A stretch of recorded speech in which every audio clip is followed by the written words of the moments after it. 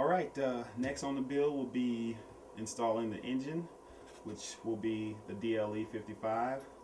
I'll also install the servo for the throttle and showing how to set up a simple choke, a manual choke. Alright, I'll start by getting the holes drilled in the firewall here for the standoffs to mount the engine. Basically, you can look at the firewall and see there's laser etched lines in the firewall, and in the template that comes with the kit, it has those same laser etched lines in it. This is the DA50cc template, but it also can be used to mount the DLE 55 since they have the same mounting footprint.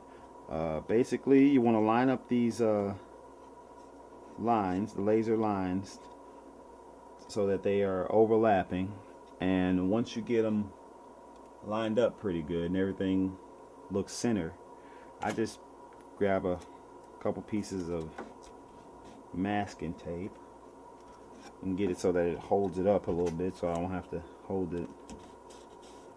Alright, and it's pretty simple. You can get a pen, you can mark the holes out, take the template off and drill, or you can just, which is what I do, I just leave the template on there and center the bit up and drill through.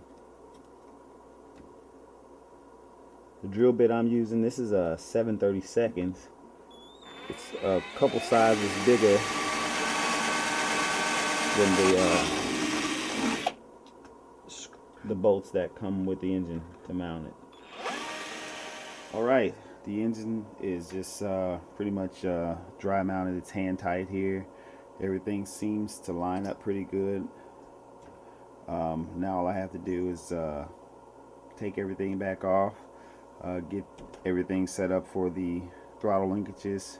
I'm going to rotate the carb 180 degrees because I like my throttle linkages to come on this side and exit.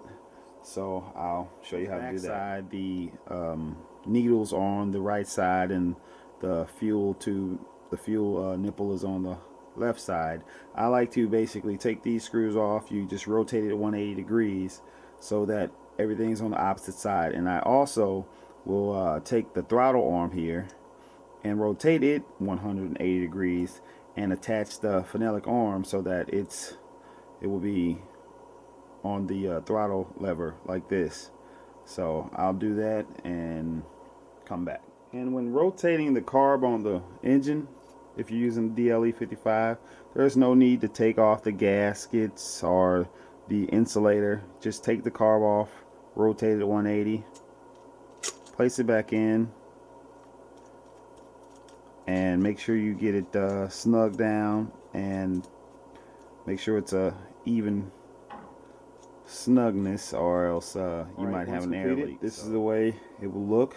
The fuel nipple, I rotated it around 180 degrees, reattached it. Well, not the fuel nipple, but the the pressure line.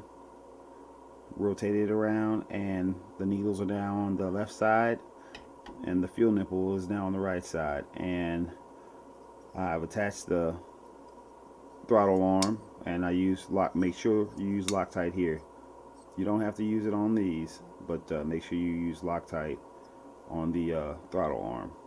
And that's basically it. Now I will reinstall the engine or get it lined up so that I can set my point where I'm gonna have to drill through the firewall to get the linkage. Okay, there are 2 servo holes cut that you can install the throttle servo in, or it also comes with a mount that you can assemble and mount the servo on the sides or in any position or any place that you would like.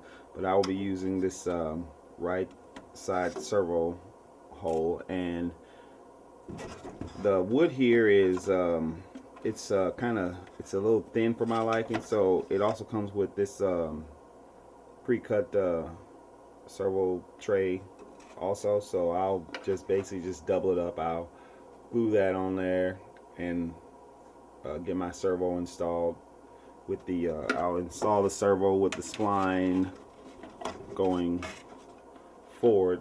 I mean, it doesn't matter, you can do it backwards or forward or whatever, long as you have it long enough. Okay, throttle servo installed. Next I will be getting the motor, soft mounted, and trying to basically get the servo arm on and get my linkage. As far as the throttle linkage goes, what I usually do, and since this is such a easy install here, it's pretty much set for this DLA 55. Basically, I'll take something like a drill bit, and I usually just line up where my linkage will go through the firewall, and I kind of just score the firewall where the hole is. Take a regular drill bit, I'll drill it out, and I'll open up the hole a little bit with a Dremel. I've measured my rod here. This is a fully threaded Sullivan rod with ball links on both ends. I've attached it to the servo arm, but basically with the ball link, and I just basically slide it through the hole. Center that up on the servo. This is without power, so I'm doing just a rough install now. Once you get the power to the radio and all that stuff, you can go through the servo, get it centered up, and then set the endpoints and trim so that it all operates correct. On the arm, there's a hole here. I'll put my screw through. I'll bolt it up basically with a lock nut. You can use whatever. You can Loctite it, but with the lock nut, I don't have to use Loctite. I don't have to get in there or put Loctite on it. So I just will bolt it up with a couple of the bolts that basically come with the kit. And once that's done, the whole range of motion,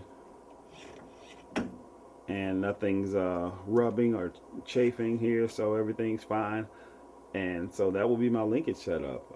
I can do fine adjustments with the ball links. I can take it off and screw it in if I need to, do any adjustments. So that's that.